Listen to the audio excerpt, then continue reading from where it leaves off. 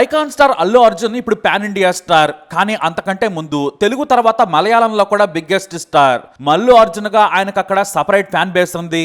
మరే బయట హీరోకి మాలీవుడ్ ఇండస్ట్రీలో అంత స్టార్డమ్ లేదు. అసలు మాలీవుడ్ లో అల్లు అర్జున్ కు మాత్రమే ఎలా అంత పేరు వచ్చిందంటే మాత్రం ఓ గొంతు. మాలీవుడ్ స్టార్ గా అల్లు అర్జున్ ఎదగడానికి ఓ డబ్బింగ్ ఆర్టిస్ట్ కారణం.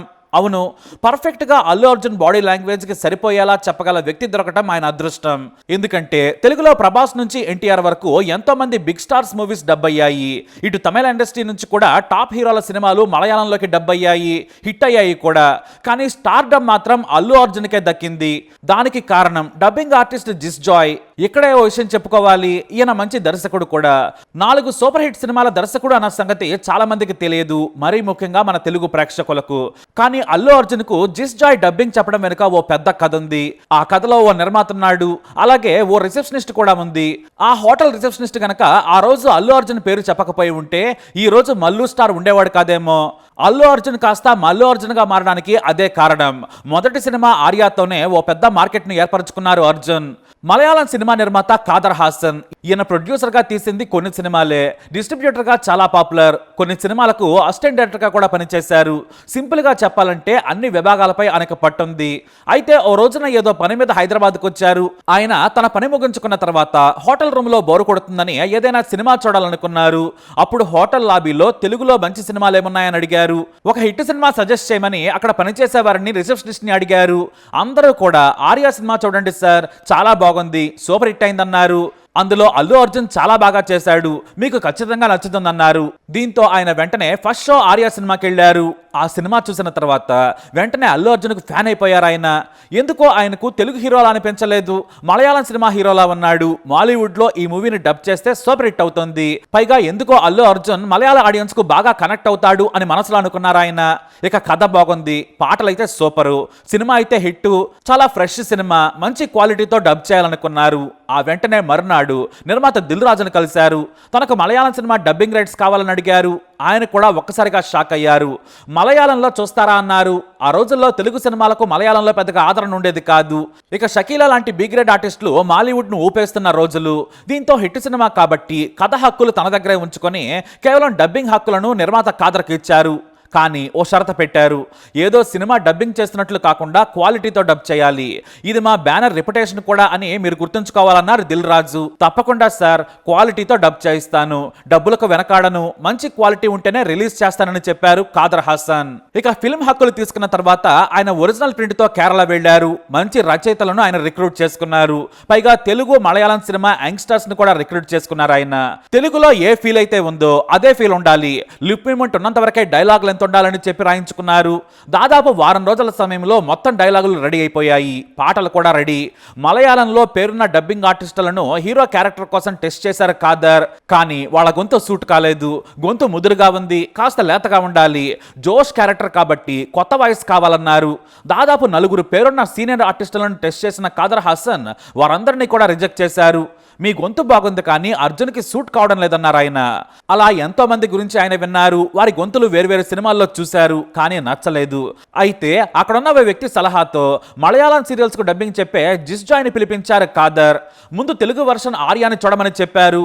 బాడీ లాంగ్వేజ్, లిప్ మూవ్మెంట్ ని చూడమని చెప్పడంతో ఆయన మొత్తం చూశారు.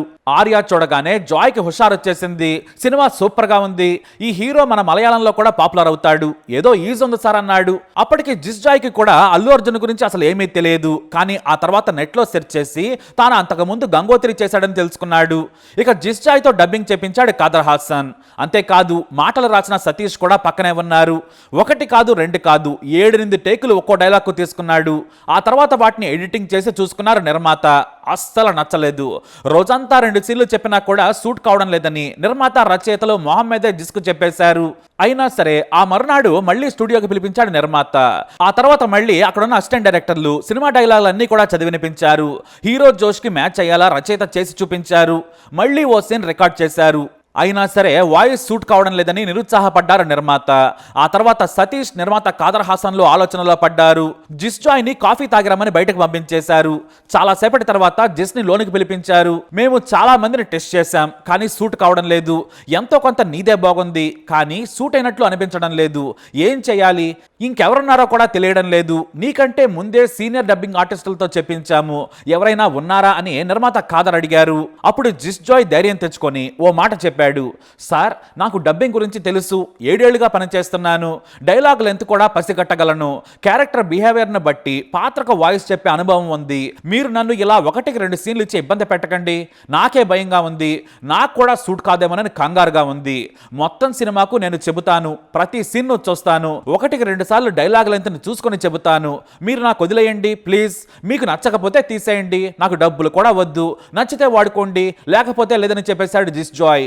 మీరు సినిమాకు నా వాయిస్ ను వాడుకుంటేనే డబ్బులు ఇవ్వండి అన్నాడు. దీంతో చేసేది లేక రచయిత సతీష్ కు బాధ్యత అప్పగించాడు నిర్మాత. ఓ అసిస్టెంట్ డైరెక్టర్ ను కూడా ఉంచారు. అలా సినిమా మొత్తం డబ్బింగ్ ని హీరో క్యారెక్టర్ కోసం వారం రోజుల్లో కంప్లీట్ చేశాడు. ఆ తర్వాత డబ్బింగ్ చెప్పి వెళ్లిపోయాడు జిస్ జాయ్. అంతే, ఇక ఆ తర్వాత నిర్మాత నుంచి కాల్ రాలేదు. తన పనిలో తాను ఉండిపోయాడు జిస్ జాయ్. అయితే రిలీజ్ కు ముందు నీ వాయిస్ నే కొనసాగించామని చెప్పారు. మనీ కూడా పంపించారు. జిస్ జాయ్ కి చాలా సంతోషం వేసింది. ఇక అల్లు అర్జున్ పేరును టైటిల్స్ లో మల్లు అర్జున్ గా మార్చేశారు నిర్మాత. మనవాడే అని ఆడియన్స్ కు చెప్పేందుకు ఆయన ఓ ప్రయోగం చేశారు. అలా టైటిల్స్ తోనే ఆడియన్స్ ను కనెక్ట్ అయ్యేలా చేశారు నిర్మాత.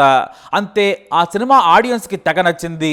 మొదటి 3 సినిమాలు థియేటర్లో 10 మంది కూడా చూడలేదు, ఫ్లాపే అనుకున్నారు నిర్మాత. కానీ ఆ చూసిన 10 మంది మాత్రం సూపర్ గా ఉందని చెప్పారు. అయితే మౌత్ టాక్ ని టీవీలో ప్రచారం చేశారు నిర్మాత. మెల్లిగా ఊపందుకుంది. వారం రోజులు డల్గానే ఉన్నా కూడా 2వ వారం నుంచి యూత్ థియేటర్ కి క్యూలు కట్టారు. టికెట్స్ దొరకని పరిస్థితి ఏర్పడింది. నిర్మాత కాదర్ సైతం షాక్ అయ్యారు. ఆడియన్స్ ఈ రేంజ్ లో చూస్తారని ఆయన కూడా ఊహించలేదు. నిర్మాతకు కనక వర్షం కురిసింది. అయితే ఈ సినిమా హిట్ కు కారణం హీరోకు డబ్బింగ్ చెప్పిన జిస్ జాయ్ వాయిస్ కారణమని గుర్తించారు నిర్మాత. అదే విషయం పిలిచి చెప్పించారు ఆయన. అల్లు అర్జున్ స్ట్రైట్ మలయాళం సినిమానా అనిపించేంతగా డబ్బింగ్ చెప్పాడు జిస్ జాయ్. అలా సినిమా కథ, మాటలు, పాటలతో సూపర్ హిట్ అయింది. అంతేకాదు, మొదటి నుంచే మల్లు అర్జున్ కు ఫ్యాన్ బేస్ ఏర్పడిపోయింది. అల్లు అర్జున్ సినిమా విడుదలకు రెడీ అవుతుందంటే చాలు నిర్మాత కాదర్ హైదరాబాద్ లో వాలిపోయేవారు. ఆయనకు మలయాళంలో కనక వర్షం పించింది ఆర్య. ఇక ఏ సినిమాకైనా కూడా వాయిస్ జిస్ జాయ్ ఇవ్వాల్సిందే. అయితే భారీ మార్కెట్ ఏర్పడిన తర్వాత పెద్ద నిర్మాతలు రంగంలోకి దిగారు. వాళ్లే రైట్స్ కొనడం మొదలు పెట్టారు.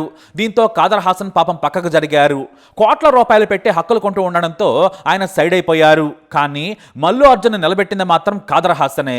ఇక పాపులారిటీ తెచ్చిపెట్టింది మాత్రం డబ్బింగ్ ఆర్టిస్ట్ జిస్ జాయ్. ఇక వీరిద్దరికి పరిచయం చేసేలా చెప్పింది ఆ రిసెప్షనిస్టు. ఆమెను కూడా మనం గుర్తుపెట్టుకోవాలి. ఇక పర్ఫెక్ట్ గా వాయిస్ చెప్పడమే కాదు, అవసరమైతే డైలాగులను మార్చి చెప్పగల టాలెంట్ జిస్ జాయ్ది. కానీ క్రియేటర్స్ కి ఎక్కడో ఒక చోట ఏదో ప్రాబ్లం ఎదురవుతూనే ఉంటుంది. వాస్తవానికి జిస్ జాయ్ కి కూడా ఆ మొదటి సినిమాకే ఎదురైంది. కానీ నిర్మాతని ఒప్పించుకుని మరీ ముందుకెళ్లారు. కానీ అందరు నిర్మాతలు అలా ఉండరు కదా. మధ్యలో ఓ నిర్మాత డబ్బింగ్ ఆర్టిస్ట్ జిస్ జాయ్ ని అవమానించారు. నువ్వు లేకపోతే మల్లు అర్జున్ సినిమా ఆడదనుకుంటున్నావా అని ఓ నిర్మాత అన్నారట.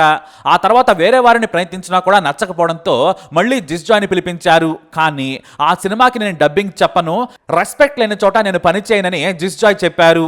దీంతో వేరే వ్యక్తితో డబ్బింగ్ చెప్పించారు. అయితే ఆ సినిమా చూసిన మల్లు ఫ్యాన్స్ అసంతృప్తి వ్యక్తం చేశారు. నిర్మాత డబ్బింగ్ ఆర్టిస్ట్ పై దుమ్మెత్తిపోశారు. అంతేకాదు, ఏకంగా అల్లు అర్జున్ కు ఫోన్ చేసి మరీ ఫ్యాన్స్ ఫిర్యాదులు చేశారు. Allu Arjun fans welfare association కేరళలో చాలా పాపులర్. ఏ హీరోకి లేనంత క్రేజ్ మల్లు అర్జున్కు ఉంది. అంతేకాదు, మల్లు అర్జున్ పేరుతో సేవా కార్యక్రమాలు కూడా చేస్తుంటారు. అల్లు అర్జున్ అంటే పడి కోసుకునే ఫ్యాన్స్ లక్షల్లో ఉన్నారు. వారిలో సుజిత్ థామస్ అనే వ్యక్తి చాలా ఫేమస్. తన ఒంటిపై 32 టాటూలు వేయించుకున్నాడు. అల్లు అర్జున్ సినిమాల నుంచి ఆయన ఫోటోల వరకు అన్ని టాటూలే. ఇతని ఇంట్లోని ఓ గదిలో కనీసం 2000 ఫోటోలు అల్లు అర్జున్వే ఉంటాయి. అంతలా ప్రాణం ఇస్తాడు థామస్. ఇక లాటరీ టికెట్లు అమ్ముకునే వారి దగ్గర నుంచి పెద్దవారి వరకు మల్లు అర్జున్ స్టైల్ కు ఫిదా అయిపోయారు. ఇక పుష్ప 2 గురించి అస్సలు చెప్పనవసరం లేదు. ఈ సినిమాలకు కూడా డబ్బింగ్ చెప్పింది జిస్ జాయ్నే.